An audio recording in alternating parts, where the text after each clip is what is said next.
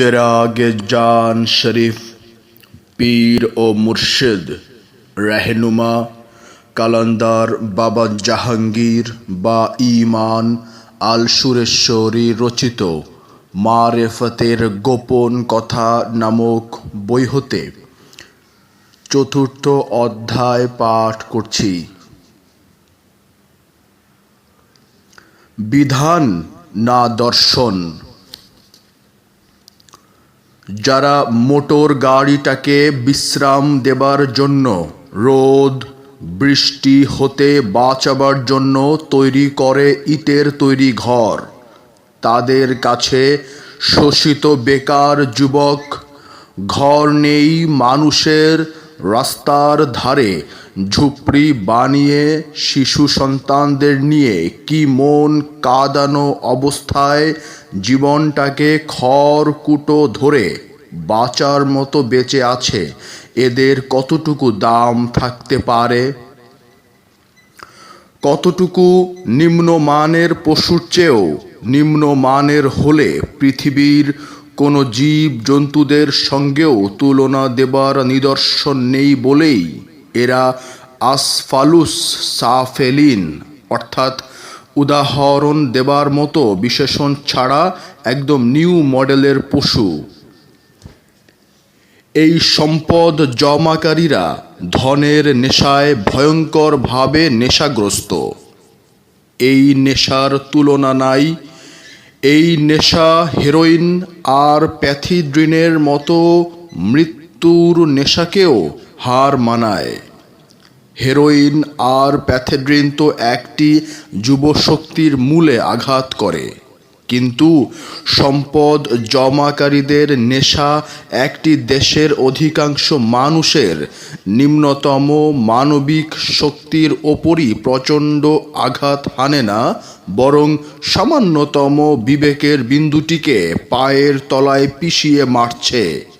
যখন দেখতে পাই প্রাণহীন লৌহের তৈরি মোটর গাড়িটা থাকে ইটের তৈরি দালানে, আর আল্লাহ পাকের সর্বশ্রেষ্ঠ সৃষ্টি মানুষগুলো থাকে ফুটপাতের পাশে ঝুপড়িতে।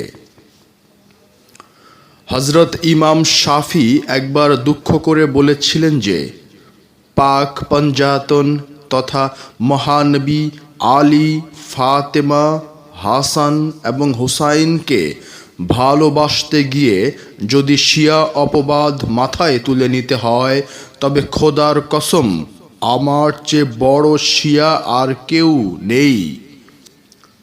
অধম লেখকও হজরত ইমাম শাফির মতো চিৎকার করে বলতে চায় যে এই নিঃস্ব, এই রিক্ত, এই এতিম মিসকিনদের অধিকারের কথা বললে যদি কমিউনিস্ট অপবাদ মাথায় তুলে নিতে হয়, তাহলে খোদার কসম অধম লেখককে কমিউনিস্ট বলে গাল দিতে পারেন। এবং সেই সঙ্গে এ কথাটি বলে দিতে চাই যে অনাগত যুগই এর সুন্দর ব্যাখ্যা দিয়ে যাবে। আমরা বালির বাঁধের মতো অনেক বই পুস্তকের বস্তা দিয়ে বাঁধ দিতে চেষ্টা করছি মাত্র। এই সব বই পুস্তকে আমাদের পরের প্রজন্ম খাক থু করে এক গাদা থুথু নিক্ষেপ করে ঘৃণিত বেঈমান জানবে। হেরোইন জমাকারীর যদি মৃত্যুদণ্ড নামক শাস্তি যোগ্য বলে বিবেচিত হয়, তাহলে যারা সম্পদ জমা করে এহেন অবস্থা তৈরি করে তাদের জন্য কি শাস্তি? খলিফা ওমর ফারুক জেরুজালেম যাচ্ছেন উটের পিঠে চাকরকে বসিয়ে। তারপর মার্কস, লেনিন আর মাও সেতুং এর বিবেকের চোখে বোবা বিস্ময়। সেই উটের রশি ধরে টেনে চলেছেন 100 বাংলাদেশের চাইতেও বড় দেশের প্রধান। 2 মিনিট নেগেটিভ চিন্তার দর্শন মন হতে সরিয়ে চিন্তা করুন তো। চিন্তা করুন বাংলাদেশের উঁচু পদের একজন সরকারি কর্মচারীর পক্ষেও কি এই আচরণ প্রদর্শন করা সম্ভব? ভাতের হাড়ির সাম্যের সামনে পদমর্যাদার সাম্য, নির্ঘাত আত্মহত্যা নয়তো পদত্যাগ পত্রের প্রশ্নটি কি অবধারিত?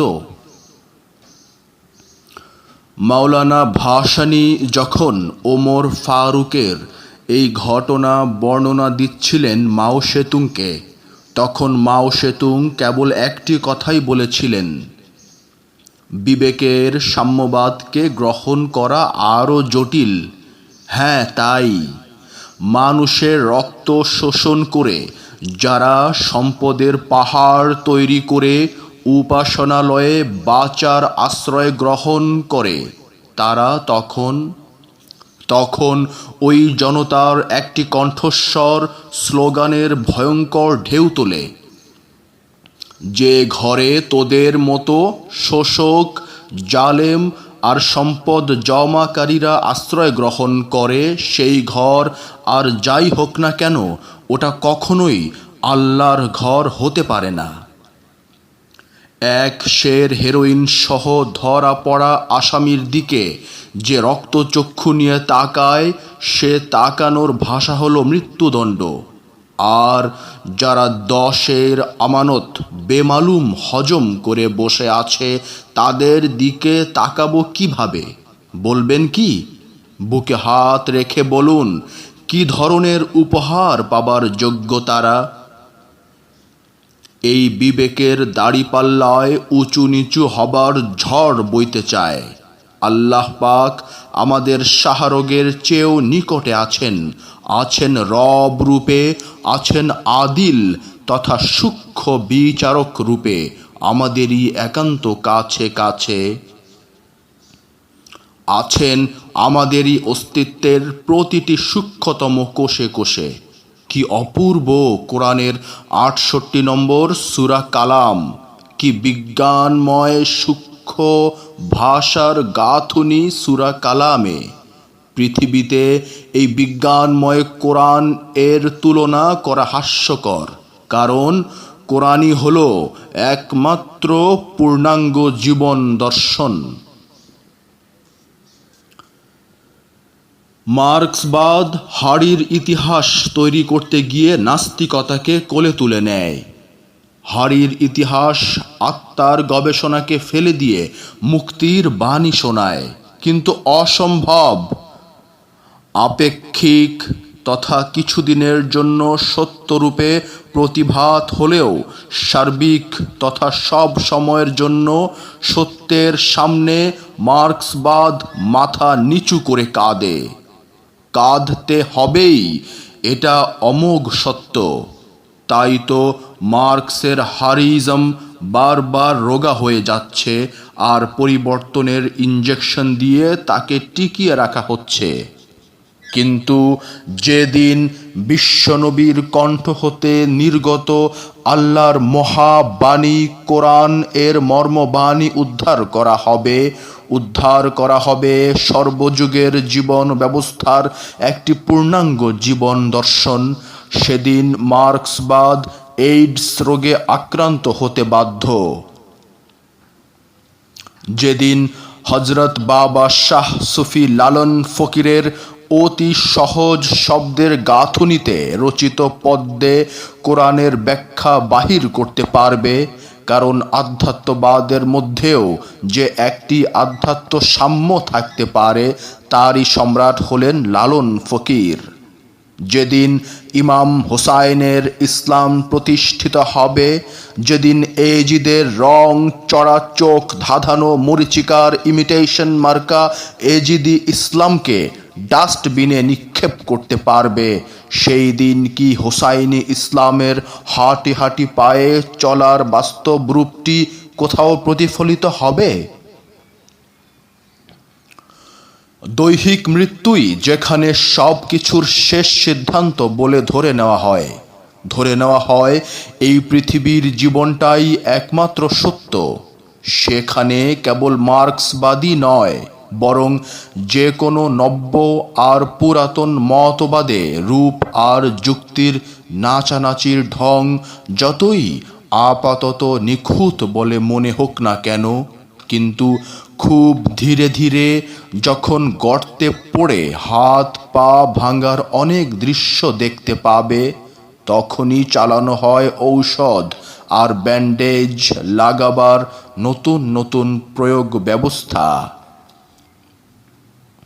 কারণ আপেক্ষিক সত্যের প্রশ্নে এরা দৈহিক মৃত্যুটাই সব কিছুর শেষ বলে সিদ্ধান্ত নেবার ঘোষণা করেনি, বরং সার্বিক সত্যরূপে চূড়ান্ত সিদ্ধান্ত নেবার ঘোষণা করা হয়েছে, যার দরুন প্রয়োগ পদ্ধতিটাই মুখ্য এবং প্রয়োগ পদ্ধতিটার যতই নতুন নতুন ধরন ধারণ বাহির করা হোক না কেন, উহা হয়ে পড়ে একটি পূর্ণাঙ্গ জীবন দর্শনের পরিবর্তে একটি পূর্ণাঙ্গ জীবন বিধান।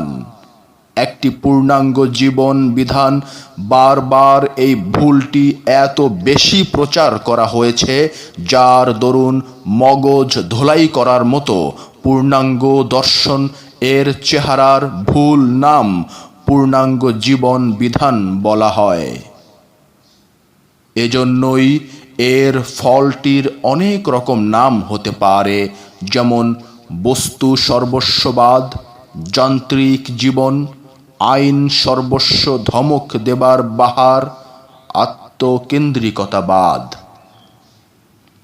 এরকমভাবে অনেক নাম দেওয়া যায়, এবং যার ফলে আধ্যাত্মবাদ, মরমিবাদ, সুফিবাদ, ফকিরি ইত্যাদি নামের পরকাল ভিত্তিক দর্শনগুলোকে কেমন করে গ্রহণ করা যায় এই চিন্তা না করে বরং ছুঁড়ে মারে যত সব জঘন্য গালাগালির বিশ্লেষণ, যেমন অজ্ঞেয়বাদ, গাঁজাখুরি, ভণ্ডামি, ফুলবাবুর চিন্তাধারা, অলস মাথার বিকৃত ফসল ইত্যাদি।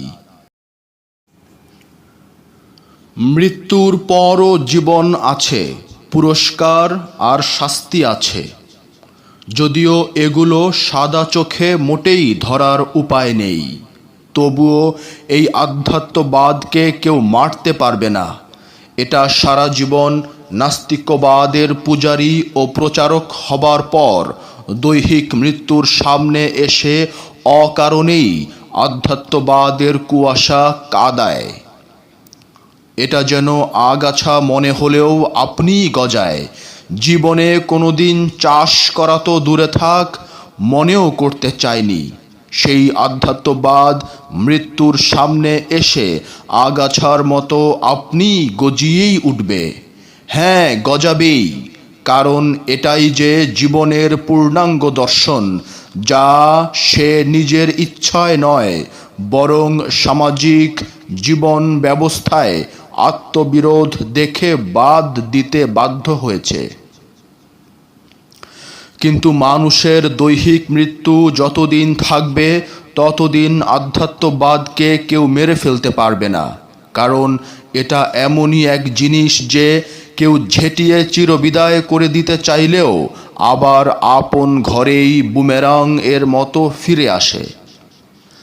লৌকিকতার অবগুণ্ঠনে অস্বীকার করছে, কিন্তু মৌনতার অবগুণ্ঠনে আধ্যাত্মবাদের দরজার সামনে মাথা নিচু করে ফুঁপিয়ে কাঁদছে। সত্যি আল্লাহ পাক তুমি মহান না নিষ্ঠুর জানি না, জানার জন্য চেষ্টাও করিনি কোনো দিন, কিন্তু আজ বিদায় বেলায় কেন মনের একান্ত গর্ভে তোমার কথা মনে হয়। যিশুর মহা ক্ষমার দর্শন, এক গালে চড় মারলে আরেক গাল পেতে দাও। আল্লাহ তুমি ওদের ক্ষমা করে দাও, ওরা যা করছে তা ওরা নিজেরাই জানে না।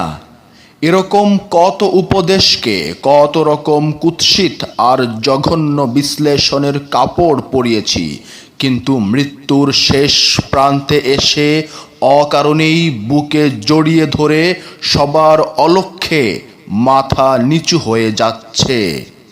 তবে কি ওই ক্ষমার বাণী সার্বিক সত্য, যদিও আপেক্ষিক অর্থে এতকাল জেনেছি অন্য রকম।